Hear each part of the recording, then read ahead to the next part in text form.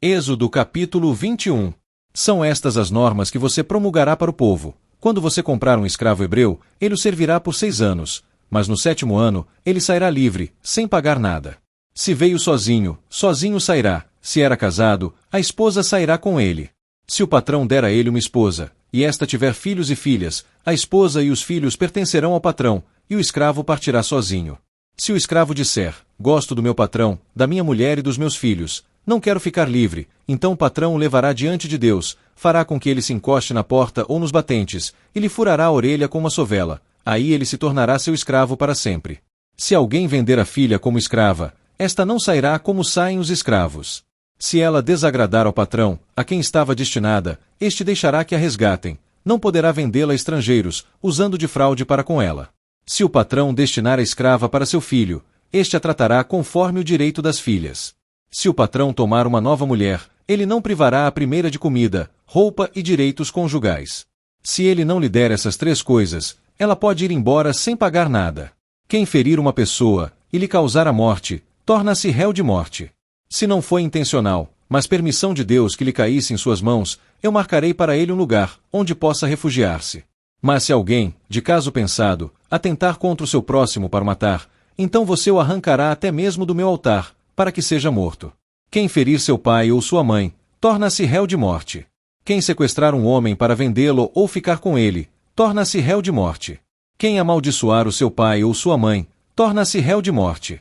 Se houver uma discussão entre 2 homens, e um ferir o outro, com uma pedra ou murro, e ele não morrer, mas ficar de cama, e se ele se levantar e andar, ainda que apoiado na bengala, então aquele que feriu será absolvido, pagará somente o tempo que o ferido tiver perdido, e os gastos da convalescença. Se alguém ferir seu escravo ou escrava a pauladas, e o ferido lhe morrer nas mãos, aquele será punido. Porém, se sobreviver 1 dia ou 2, não será punido, pois aquele foi comprado a dinheiro.